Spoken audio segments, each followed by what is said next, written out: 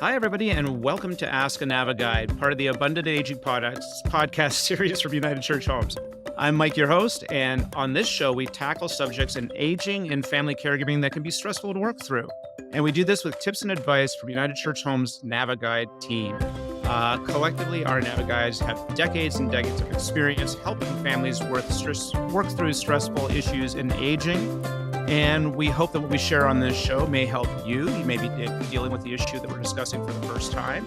And generally, we want to help everyone, everywhere, age with abundance.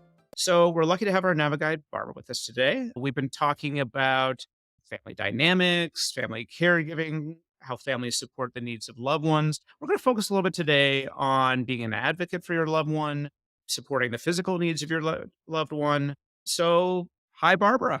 Hi, Michael. I'm glad to be here.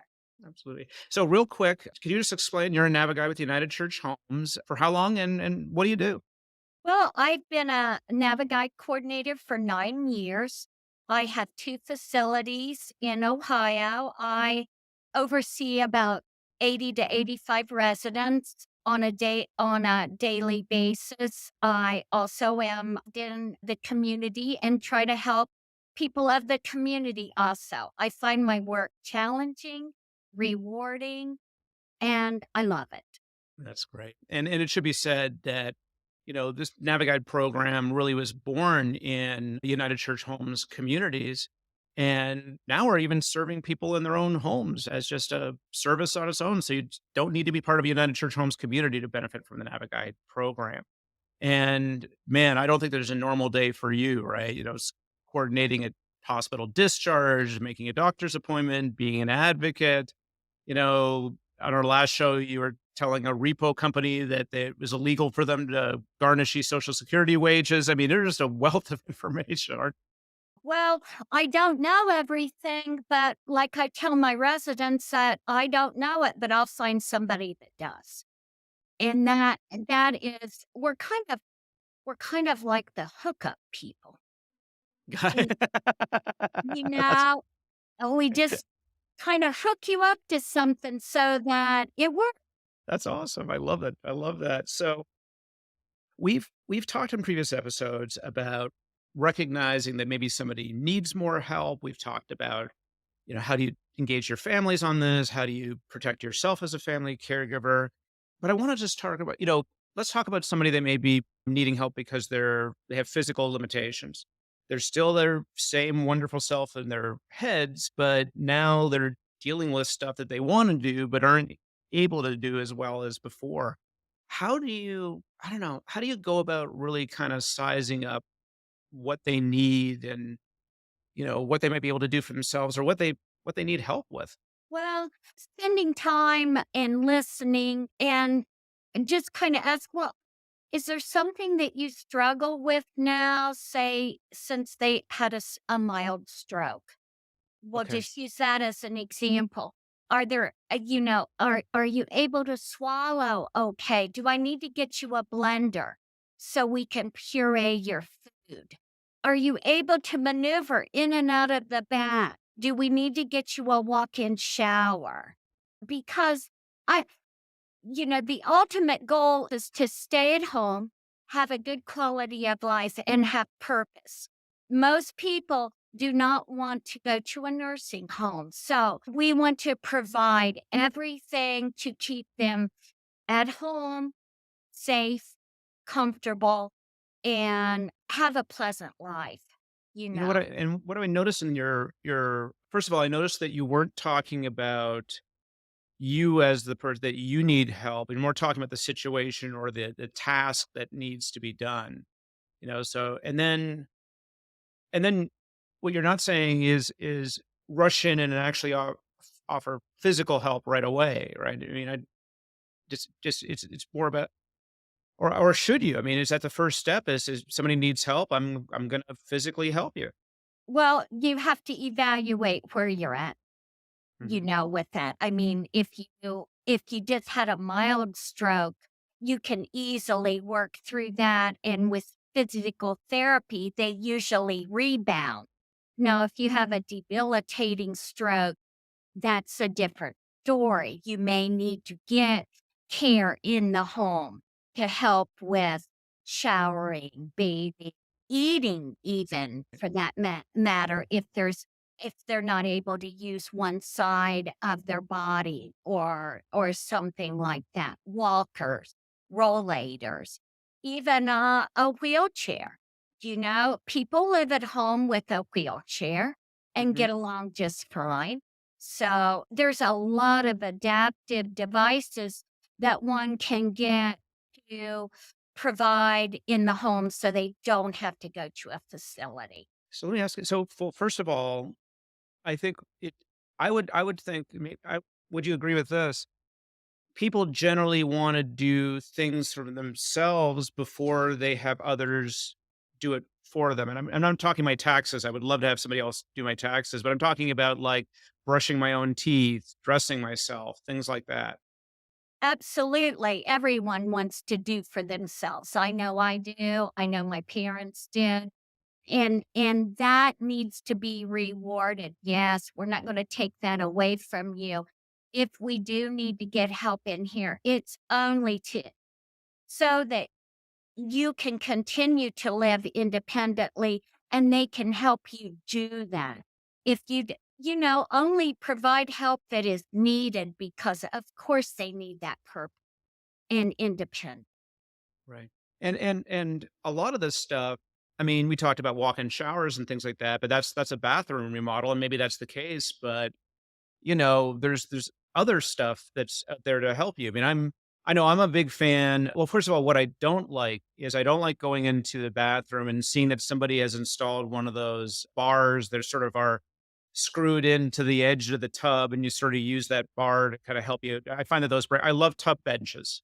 You Mhm. put the bench down and you can sort of sit on one end and dress and then swing your legs around and I think they cost like $100. So that a lot of this supportive stuff doesn't necessarily need to be really expensive stuff, right?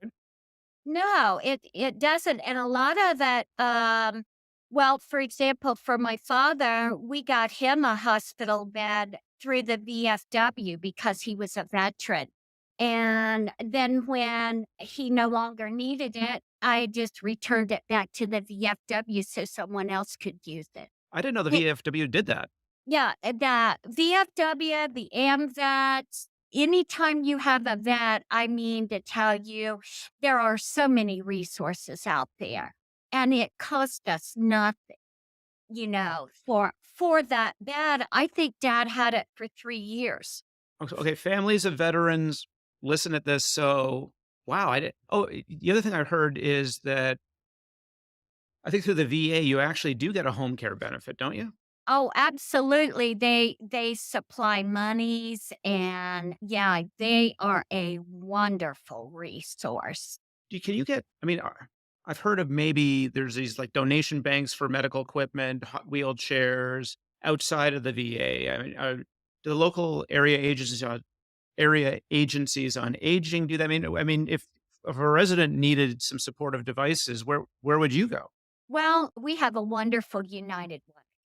And of course, I know the director, not that that gives me any privileges because believe me, he follows the guidelines as he does, and there would be a way of doing that. Also, calling if the person's affiliated with the church, call the church and say, "Hey, does anyone have a wheelchair I can borrow? Does anybody have a rollator that I can borrow for a while?" Especially if someone just needs it for therapy and they're going to get better, that they may not need it. And then Medicare also pays for some things. And if someone's on Medicaid, and if you go to the doctor, a doctor can just write out a prescription for a walker or a rollator. Oh, but you have to go to the doctor first, so don't go just if you're on Medicaid, Medicare, check with the doctor. On an earlier podcast, I learned that is that, you may if you may just wind up paying out of pocket for it because the doctor didn't write a prescription first. And that's true, but yeah, but if you go with your little notepad to the doctor and say, "Okay, they need this, and this," and the doctor of course is going to help you in any way they can, you know. Yeah. So that's leads to another subject, which is acting as an advocate, and I mean, when you're a family caregiver, you're dealing with doctors, specialists, insurance companies, all of these sort of people that have these languages that they speak. And here are you just trying to sort things out. So, what tips come to mind? Because I know that you talk with these folks too. I mean, how would you normally, I know, start to introduce yourself, or really, what are the kind of good questions to ask when you're kind of just first in this situation about supporting the needs of your loved one, asking a doctor or some. Well, as a family person, I would just say I'm my mother's caregiver. As a NaviGuide, I always say I am the NaviGuide coordinator, and I am trying to get these items, this durable medical equipment for my client, and what I need to go through the paths for that. Yeah, I've never had an issue getting anything for my residents, and I have always it's always good just to be polite and kind, and it usually things just happen. Because I know, because doctors, I mean, they're not, they want your they want your loved one to do well too, right? I mean, that's why they're doctors. So I mean, I gotta think you're all on the same side. Absolutely, you're all on the same page, and once the physician knows you're genuine and caring, and I've never had a problem getting anything and everything for the loved one through a doctor or a facility. And if you have connections with your hospital, you can always call them to get education, as we already if you're feeling a little bit doubtful about something. Yeah, and I'd encourage listeners. I believe when this comes out, our earlier podcast will be available. We've talked before about, the teach back method. Okay, you said this to me. I'm going to say it back to you. Is this right? Calling it, you're not stupid if you ask what an acronym means or things like that, because I think it's really important for people to know that the doctors know that you're probably the number one person that's going to help affect wellness of their patient. So they should spend time with you, and please, and if they're not, that's an issue. You have to say this isn't good enough.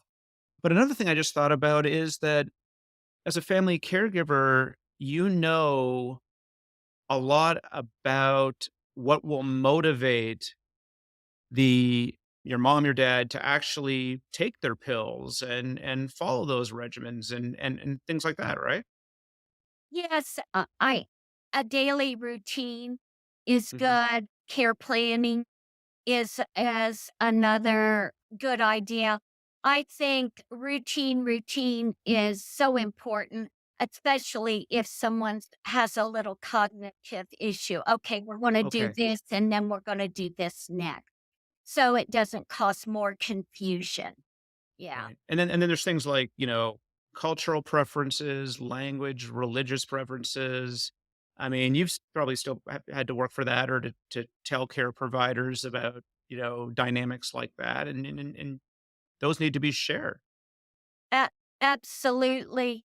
There are several things that come to mind, like meal planning if someone is vegan Hmm. or vegetarian or allergic. That always comes in mind. Uh, Religion. Um, some people, some religions don't enjoy or have anything to do with Christmas. And so Right.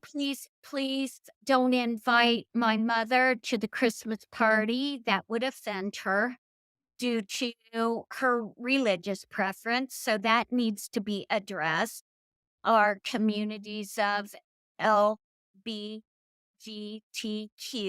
needs to be addressed, and how that situation wants to Do you want everyone to know about your preferences or do you want to be private? That's their choice. And the And I guess those choices sort of extend into other things as well, I mean, I'm not sure how often with my own parents I've sat down and said, what do you wanna do as even if you have physical limitations, what do you wanna do? What do you wanna be able to do? What's important to you? If you're going into the hospital, what do they really need to know about, And, because hospitals have to stick with that, especially when it comes into religious or cultural traditions, preferences, and things. They're held accountable for that as far as my understanding goes. Well, we always did that when I worked in the nursing facility. That was kind of my role as life enrichment coordinator, and that kind of gave me a basis for being a NaviGuide coordinator. Now, was it that I learned all of those things? What's your religious preference? Would you? Some people don't like different types of music. Right. That was a big one in the nursing home. I only like gospel music. I only like country western music and things like that because music is the last thing you forget. Right, yes. Yeah, your And it musical memory, even if you have later stages of Alzheimer's or dementia, that's right, many people will engage, yeah. But not with music that they don't like. right. So that's an important thing to know. I mean, it just seems indifferent, but when you have cognition problems, music is a very important aspect of your life. It brings joy. And we'll close out after this, but, I'm thinking now about end of life planning, and I'm thinking about you being an advocate because is asking your parents about this is and I always default to parents, it could be another loved one in your life, but I I guess my idea of what my loved ones would want at end of life is probably different from what they want, So, do you find that? Do you find that, the kids are on a different page than the parents or Absolutely. I use my sister for an example here, Michael. She works for funeral homes. And so, I mean, maybe our family's a little bit more open to talking about it than most are because she brings home all of these wonderful funeral home stories. But she wants to be cremated. Okay. That Mhm. was her wish. And, her son, his executor, is like, "Oh, no way, mom. No way am I going to have you cremate." And so she just said, "Well, okay. I don't care. Just do with me what you want." But it goes both ways, and it needs to be talked about. It's a subject that needs to be talked about. And once you open the door, it's not that bad. It's really not that bad. And I found that you even get closer together talking about these difficult things to talk about because you're just opening up your heart a little bit more to your loved ones of your last wishes. Yeah. You And I think know, that's a great point. That it really is a great point, and a shout out too to the need to take those things and put them into an advanced directive. We talked about that on an earlier show, so just for listeners, advanced directive, your wishes if you're in the hospital, if you can no longer advocate for yourself, who will advocate for you, how far will they go in the agreement, what they can agree to, and also your end of life preferences. I mean, write them down, get them into an advanced directive, and have that available if you're ever hospitalized. Barbara, anything else on this subject before we close? well, I would just like to say one more thing is that an easy way to open the door to talk about end of life issues is well, we could take care of this without burdening your children. Oh, so the NaviGuides could have that conversation. and you can complete your wishes and it's all taken care of. And so then when you pass, everything's taken care of. And so your children are just able to grieve. They Yeah. don't have to worry about getting this done and scurrying to get this done. I mean, you can even pick out what clothes you want to wear. I didn't even know you guys did this. All right. That's great. Well, look, Barbara, thank you very, very much for another great session on the topic of family dynamics, caregiving. Please listen to our other episodes on the topic. And really, for you, the listener, thank you for taking the time to listen to this. This is Ask a NaviGuide, part of the Abundant Aging podcast series brought to you by United Church Homes. If you like this week's show, like, share, subscribe. I'm gonna say that in my sleep. But we do have a YouTube channel. United Church Homes is how you find us there. Also, you can find all of our episodes on abundantagingpodcast.com, where you can leave us comments. What did you think about this? Are there other things we should be covering? Do you have tips? Do you have stories? We'd love to hear from you. So please do that. For more information about the United Church Homes NaviGuide programs, now available to support people who wish to age abundantly in their own homes, please visit www.uchnaviguide.org. For more information about United Church Homes, you can visit us at unitedchurchhomes.org.